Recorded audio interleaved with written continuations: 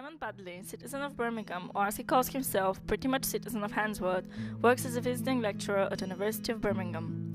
He has always been interested in history of Handsworth Park in particular, in which he's been involved for more than 20 years.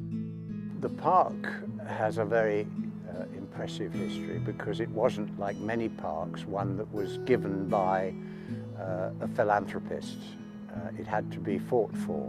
Tremendous pressures at the time Birmingham was expanding to build all over this land, very valuable development land, and a relatively small number of leading citizens who were residents of Handsworth back in the 1870s and 1880s fought to buy a piece of land, the Grove Estate. The big house used to be over here, for what was then quite a large sum of money, £6,000, to create a park.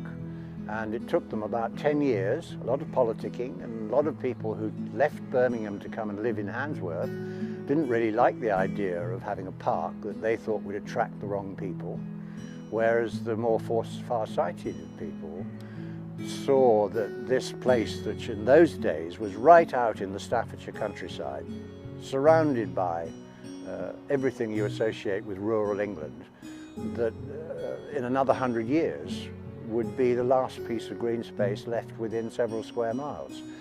And then the City Council, around the year 2000, put in a Millennium Lottery bid and won a very significant sum of money to restore the park against enormous competition from all around the Midlands. Handsworth Park, partly because of the loyalty of the people of Handsworth who loved this park and had wonderful memories of it.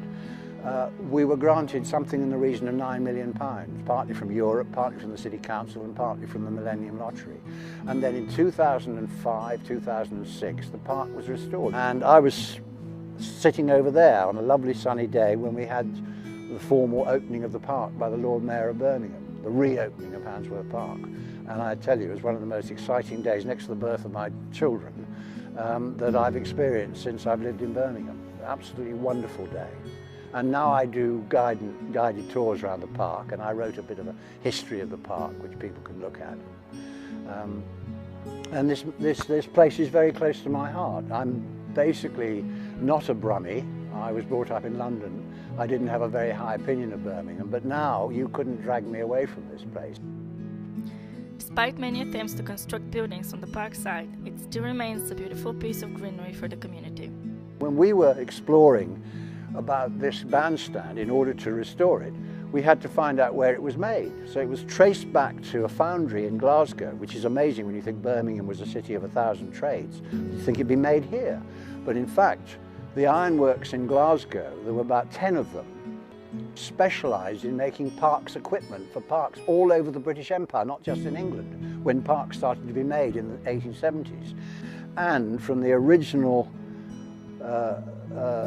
catalogue, which I saw, you know, this librarian had very delicately opened this old catalogue, and there were all these pictures. Oh, that's our bandstand. And then we went down to the works, the foundry in Glasgow, and there were all these Scottish workmen clambering all over these things. They're all taking apart, they'd all been stripped down, unscrewed and so on, unbolted, all this was there, and they're all lying in this yard, all covered in grey paint.